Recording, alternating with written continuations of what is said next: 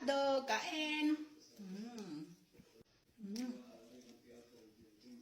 Yummy. Ulam for today sa Saudi Arabia. Happy New Year! Happy New Year! Kamuray kayo na sa Pilipinas. Ako po. Social. Dili na ito magaging prito-prito. Pagagin na ito, prayang ni Motra. Ipalit guys. So, dagko kayo ang hotdog sausage sa Saudi Arabia guys. O diba?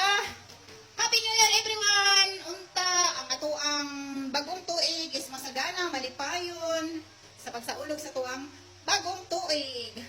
So, nag-stop na siya. Luto na ang ato ang hotdog. O, ayan na guys. Ang hotdog sa Saudi Arabia. Jumbo tender juicy hotdog. Sana naman. O, diba? Kainan time. Kainan na guys. So, ito na yung kanin ko. Bahaw. Ang hotdog ko at ang mahiwagang sinama ko tuyo. Let's eat. Hotdog. Kain. Ito sa suka.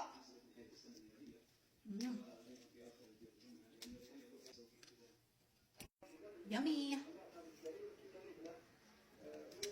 Kain? Kain ka na? Top.